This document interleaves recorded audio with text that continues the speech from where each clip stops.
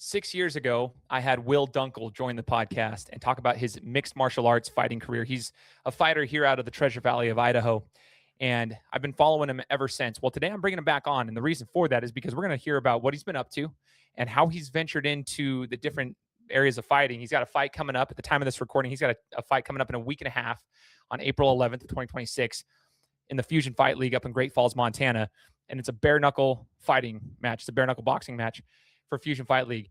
We're going to talk to him about what it's like fighting in bare knuckle as compared to the other forms of fighting that he's been in with mixed martial arts and so forth. You know, he's learned a lot along the way. We're going to learn about how it is going into enemy territory and, you know, fighting guys in their own backyard, right? He travels a lot, Utah, Montana. He's gone out of the state quite a bit to fight in other people's backyards, other people's territories. So going into enemy territory as a fighter, what is that like, right? And those are the questions that we're going to ask. We're also going to see what he expects to do when it comes to this fight on April 11th for Fusion Fight League. It's going to be really, really exciting. So I hope you guys tune into this one. Look in the description if you want to follow Will, if you want to follow Fusion Fight League and try to get more insights on what's going on and follow what's about to happen this next weekend. But I really hope you guys enjoyed this interview with Will Dunkle, the 208 underdog, here on the Gametime Guru. So, what time is it? Game time! This is the Gametime Guru podcast, where I interview sports figures from all over the world to help deliver a panoramic view on sports. So whether you're a former athlete, one of the crazies, or simply a casual sports fan, this is the perfect show for you as we peel back the curtains and learn from our guests every single week. I'm your host, Shane Larson, and I'm helping you see sports through a different lens. What's up, everybody? Welcome to another episode of the Gametime Guru podcast. My name is Shane Larson. Today we have a special opportunity to bring on a guest that I had on 6 years ago on the show, and I've been following him ever since. Like, we talked 6 years ago about his fighting career, and you know, he's still continuing to fight till this day. You guys heard it in the introduction when I was sharing with you kind of a little brief background about his history and what he's got coming up. At the time of this recording, you guys are going to hear it, and then he's got a fight coming up that I'd hope that everybody pays attention to, and we're going to get to know what he's up to and everything like that. So I also want to shout out the sponsor of today's episode, which is Fascia sticks. If you guys haven't ever used them, check the link in my description.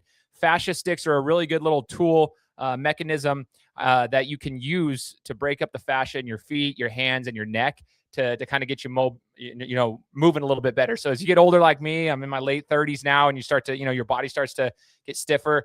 Just utilize some of these tools and whatnot. If you guys want a discount on that, you guys can see the discount link in my description here of the podcast. Shout out to Fascia Sticks for being a sponsor of today's show. But bringing on to the show, like I said before, we're bringing on a professional fighter, a guy who's now in the bare knuckle scene too. We're going to get to learn more about it. So Will Dunkle's coming back on the podcast. Will, thanks for joining the show, man.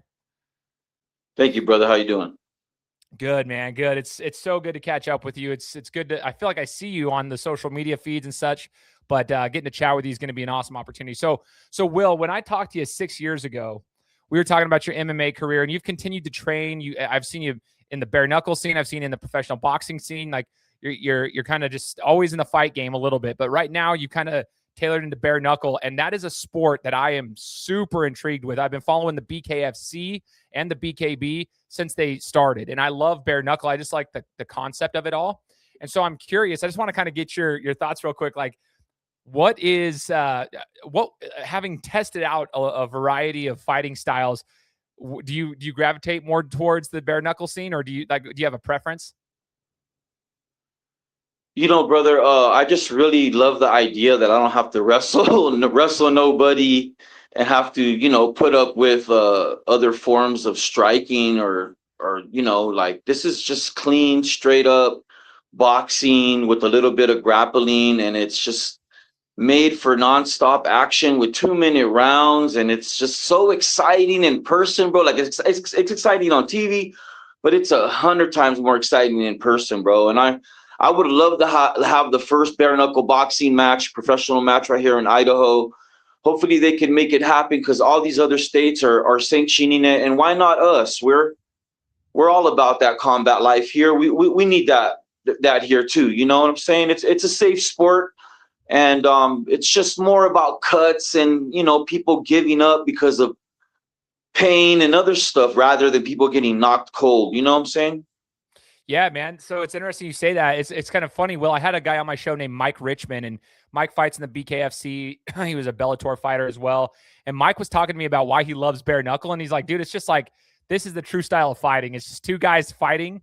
And that's kind of what it's like. He doesn't have to worry about the other. It's similar to what you said. You don't have to worry about the other components of it. It's just two guys getting in a scrap, and may the best man win, you know?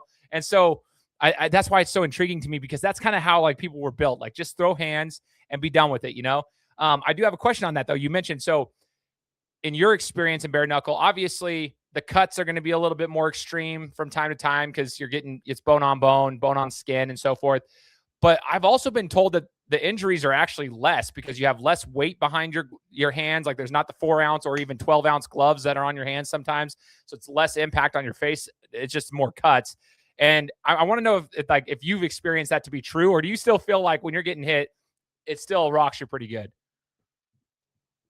The hardest I've ever been hit in my life is when I moved up in division and I fought in the BKFC and somebody hit me really, really hard with no glove on, bro. And I've never been knocked out, but I seen stars. I shook it off. I got up, but the way that I got folded was like my knee bent down. It was like a way that you don't want to get dropped. And I got up, shook it off, started fighting more, and I had to stop fighting because my knee was hurt. Not Oh, because I wasn't there, but I mean, it's just no gloves. It's you could get hurt bad, bro. Like I've been throwing my uppercut, and my coach is telling me if I hit anybody with my uppercut, they could die. oh, wow, dude. I don't I doubt it, though. I mean, mean, you do have a lot of power in it. I guess that makes sense if you catch I them clean. mean, yeah, the way that I'm hitting the mitt and I'm lifting it up and he's trying to hold it down, and the way I'm lifting it up and with no glove, I mean, guaranteed broken bones. It's just a whole different form of combat, brother. And the weak are going to get sorted out, and all the guys that know what they're doing are going to put on amazing fights. And that's what's going on right now. A bunch of people want to be tough and want to jump in, and everybody who knows what they're doing is going to cut through everybody.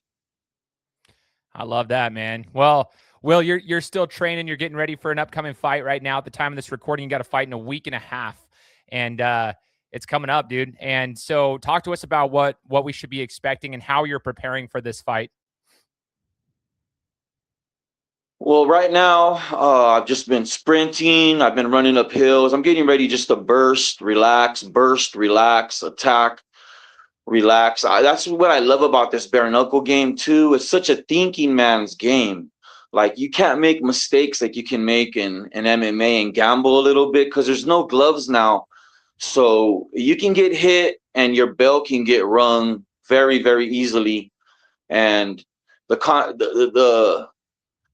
the state of the fight is just so dire and everything's so on the line that it's exciting, bro. It's so exciting. It's like a movie. I can't believe I'm living this life. I'm truly blessed to go in there so calm and want to accomplish this. And whether I lose or whether I win, I thank God and that I'm in that position and I can inspire some people and maybe help some people, bro.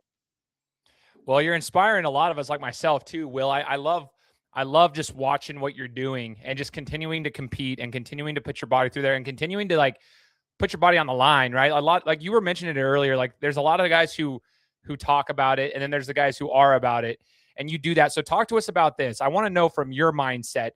Yes, it's you put in the training, you put in the work, but there's a time where in the BKFC they always say toe the line. But regardless if it's in Fusion, if it's in BKB, whatever it is, whatever fight promotion you're fighting for, there's a time where it's just you and the opponent, and then the referee, right? So now all that training, okay, it's time to go to action. And so I want to know, how do you get your nerves and your mind to get ready to fight and slow things down so you don't panic, and so that you can utilize all that training that you've been putting in during your camps? It's really just about, obviously preparation up to the fight, but on fight day, you should be so tuned in that you can get into a flow state, maybe get into a little fight in the back. Maybe we have a little scuffle in the back before we go out.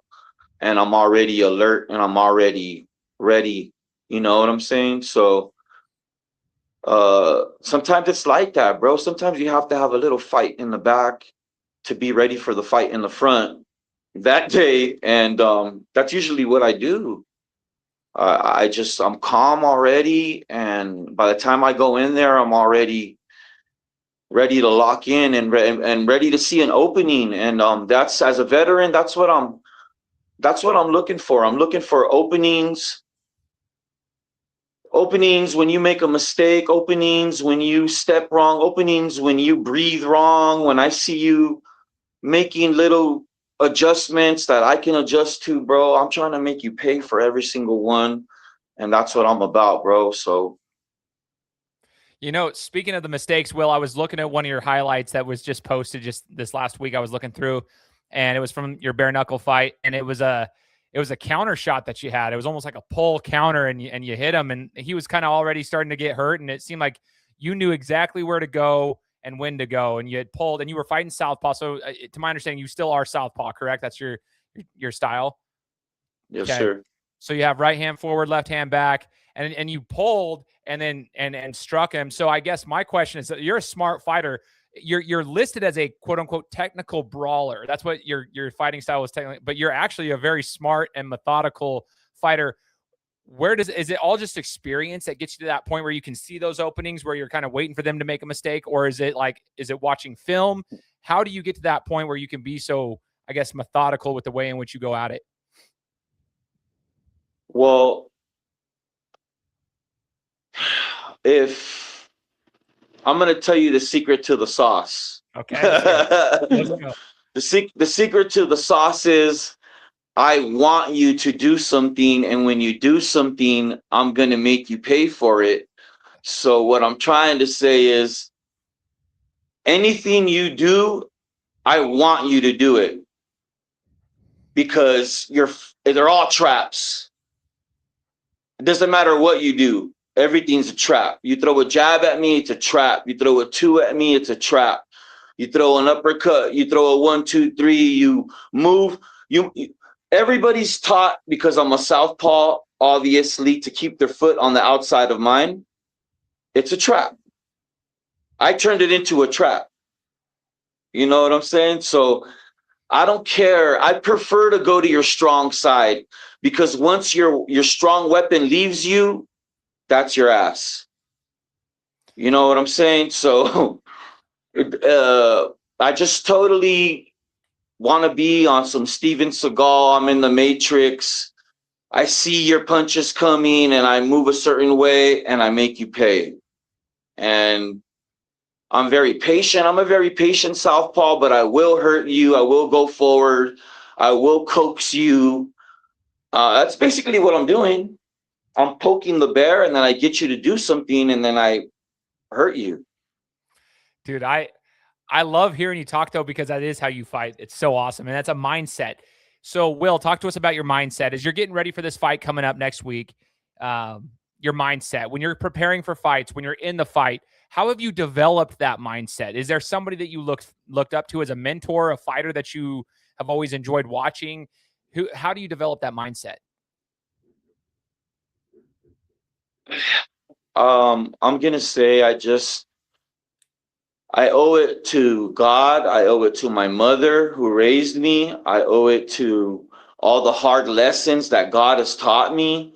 I owe it to my grandma. I owe it to just people who have impacted my life, my coach, people who have impacted my life where they've just gave me such a crazy hunger to succeed even at 44. I'm here because I'm not taking no damage, brother. I've only gotten hit that one time in the BKFC like that. Nobody's beating me up. Nobody's putting me on the ground. Nobody's dominating me like that. If I lose a fight, it's because, maybe I was on somebody's turf and they were just looking for an easy way to get that win. And, I've lost fights like that where I was in the wrong place in the wrong time, bro. Yeah, You know, for sure. yeah, brother. So Well, talk for to me about sure. this. Talk to me about how you respond from losing a fight. You know, we want to talk about the wins. We always want to talk about the wins and the exhilaration you feel from it.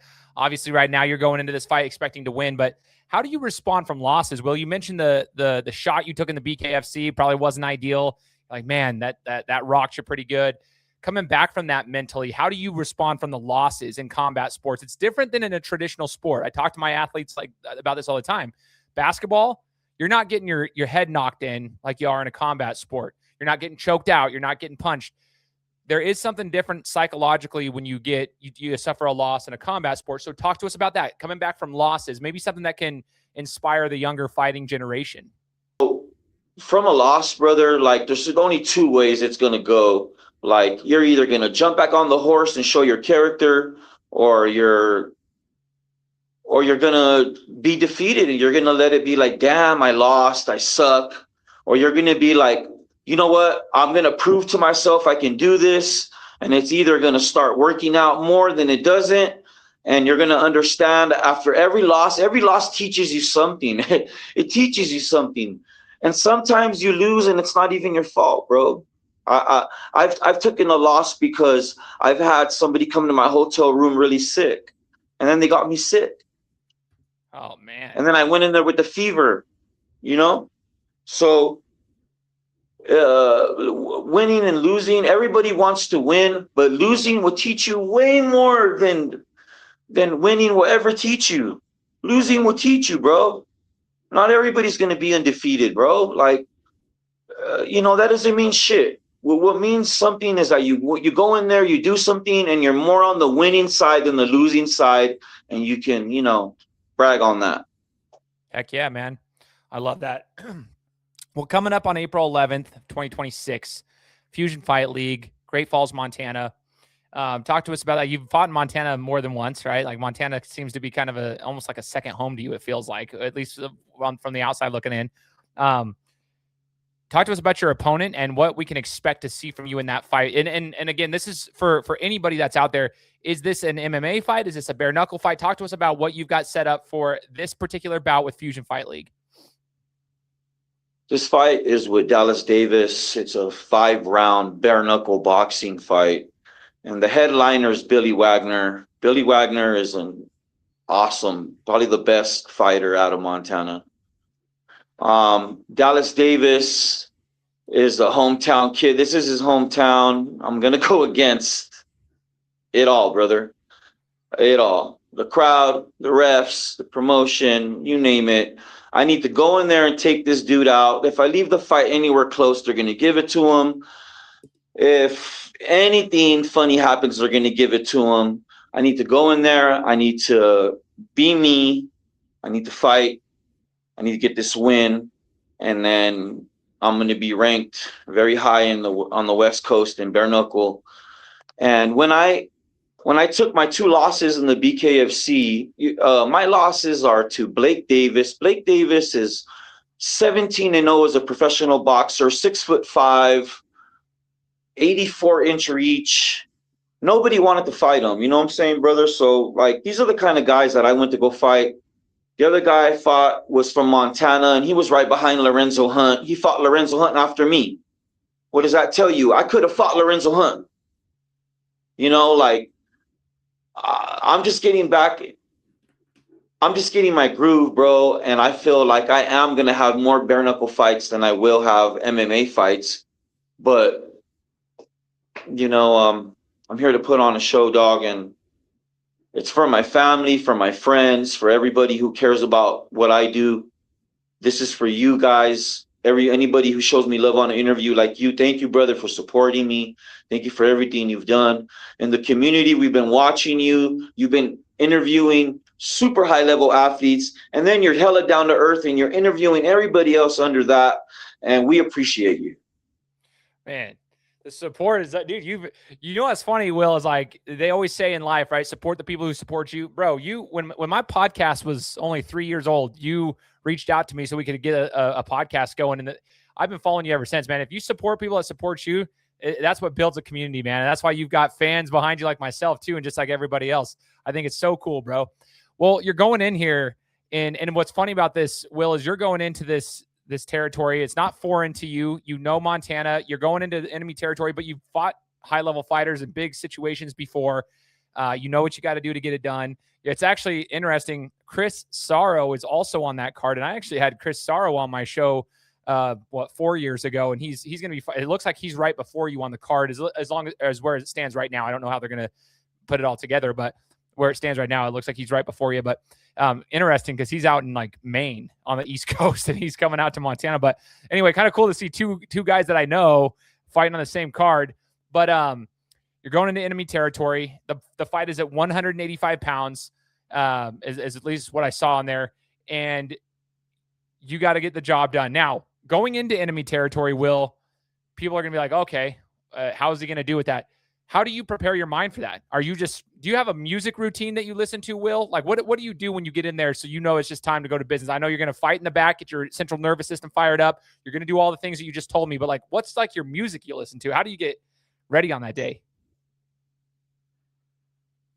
Honestly, I'm listening to church music. Yeah. What's your favorite church hymn or gospel hymn or whatever it is? What is it? I really just like Christian rap. There's so many Christian rappers that are out here. We don't even need to listen to secular music no more. Like, we have artists for every genre covered. If you get on YouTube and you put anything in, bro, you're going to find your flavor and your stuff. And I really like, Christian warrior music where it's like, it ain't, of course we love God, but we're warriors for God. And I'm a different kind of Christian. I pick up my sword and I'm just like anybody else. I'm a sinner and I need God to help me. And, thank you, Lord, for never leaving me.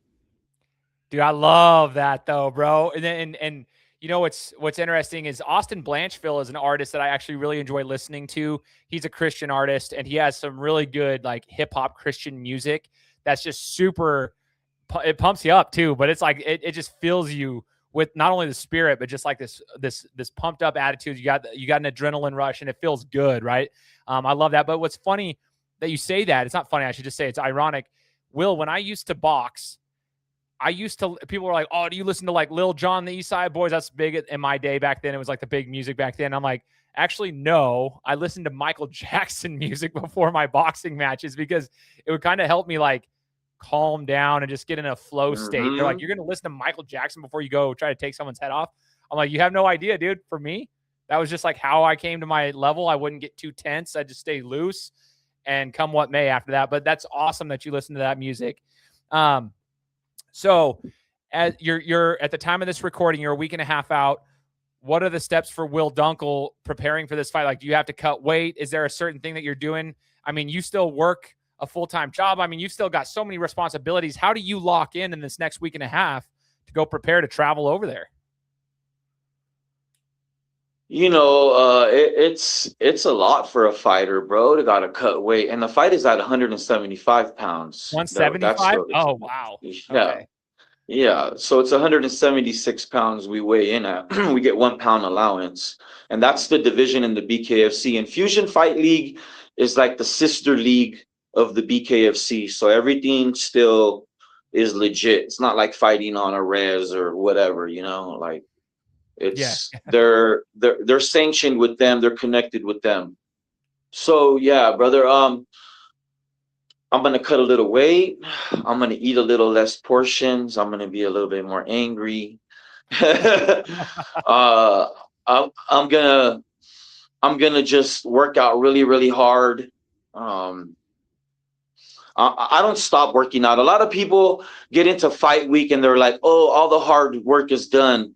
I don't do that. I'm still running on a treadmill. I'm still lifting some weights. I'm still right before I'm cutting weight, I'll probably lift a little bit of weights if I feel good enough. If I don't feel sick, then I'm gonna start doing a little something. Like, I don't stop. I just go right through the whole process, and then you're there. You're just there. It's fight day, and it's time to do it, bro. Like, Thank you, God. Thank you, Lord, for letting me be here. Thank you, Lord, for letting me have this opportunity. And I never pray to hurt my enemy. I never pray for victory. No, I pray nobody gets hurt. Nobody dies. You Yeah, know, dude. nobody, yeah. Let everybody go home safe from the event. You feel me? So, yeah, we're violent, but Fusion Fight League is a Christian fight league. They pray before. It's the only league where they're going to bring out all the fighters and everybody's going to pray, and then we're going to have fun. You I love it. understand? So it's a different breed out there. No, I love it, Will. I love that. I love that you're part of that league, and I love supporting that league too. It's like the promotion itself is solid, and I'm looking forward to seeing how you do it. So before we wrap up the interview, I do have a couple of questions. I've always kind of wanted to just ask these over the last couple of years, just following you still. So number one, what is your favorite venue you have fought at so far in your fighting career? I know you said you started late in comparison to some people, right? You didn't start in your 20s and had all that. But in your fighting career, you've had quite a few now. What's your favorite place you fought at? I mean, you've traveled to the East Coast. You've kind of gone around and did your thing too. Yeah, I would have to say the Hard Rock in Hollywood, Florida. The Hard Rock's a really badass venue to fight at. A hotel, casino, you name it, you know? And I would have to say the Maverick Center, Salt Lake City. That thing gets packed. Let me tell you something. People in Utah love violence. These It's so Mormons true, though. love the fights. They love the fights. And Utah supports their fighters. You know, so I've just become a bad guy in all these places because I'm willing to travel there and I'm willing to fight these dudes. So along the journey, I'm stealing your fans.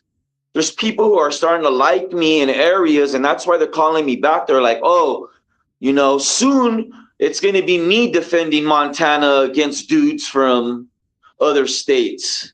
You understand? Like, I mean, Utah has plenty of guys for me to fight.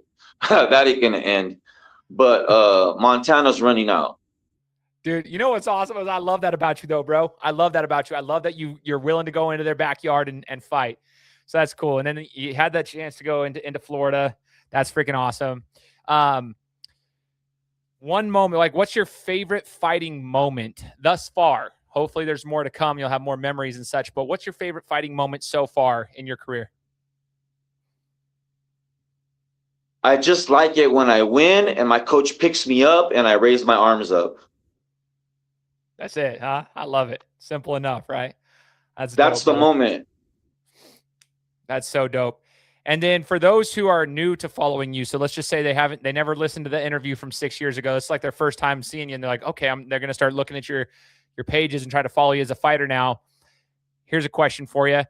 Tell them, what's your favorite punch combination? Like, what is your bread and butter? Is it your left hand? Is it your right hand? Is it your uppercut that you were talking about earlier that can lift guys off the ground and literally put them to sleep? You know, what is it that's your favorite punch combination? I would have to say my favorite punching combination is yours because I'm going to make you pay when you try to do yours. So that's my favorite out of everything is when you come try to hurt me and I hurt you. I dig it, dude. You're like you said earlier, you're setting them up. Everything's a trap. Everything's a trap. Everything's a trap. And then last thing, what's the best advice your coach has ever given you in a corner in the middle of a fight? Like you're in the heat of it, right? The storm is on. You break for the round and you got to go in there. What's the best advice you've ever been given by a coach in the middle of a fight? My coach telling me that I got them, that they're done. To keep doing a certain thing, they're done. When my coach knows, when he tells me that, he knows I'm locked in. He's like telling me, like, Will, you're on. You're on. You know what I'm saying? And that right there is like when I know, okay, you know, I can take this dude out. And what's cool is like your coaches typically know. Oh, go ahead. Oh, it's it's usually when I find my timing, then it's game over. Then I can just play with people. Then I'm playing games. I dig it, bro. I love it. So how do we watch this fight? Is there a way for people in Idaho to watch the fight that's going to be on April 11th with Fusion Fight League? Is there a way to see it? Yeah, let's follow Fusion Fight League, and they'll direct you in the right direction. It's called Spectation Sports, but sometimes people be making little fake profiles up trying to steal people's money, so let's be careful with that. Let's follow Fusion Fight League, and they'll definitely point everybody in the right direction. And thank you everybody who's gonna watch. Thank you everybody who's gonna watch this interview, and please tune in. It's gonna be a very violent night. It's going to be nonstop action. We have 5 bare knuckle fights. We have title fights. Man, like Fusion Fight League does it big, bro. Like this, as far as the regional scene, there's nothing better. Heck yeah. Well, I'm going to put that in the description here, guys. So you guys have probably already seen it now that you're listening to the show. You probably already read the description of the podcast, whether you're listening or you're watching this on YouTube, whichever platform you're listening to. Go follow Fusion Fight League. I'll have the link to their site, but I'll have the links to their social media pages as well. And then, Will, how do we follow you even after this fight is over? Let's just say someone comes around and they listen to this interview a couple weeks down the road. How do they follow you, man? What's the best way to see what you're doing? You just Google 208 Underdog and everything will pop up. Boom. Yeah. I love it. There it is. Yeah, there. I love it. 208 everything Underdog. pops up. Freaking dig it.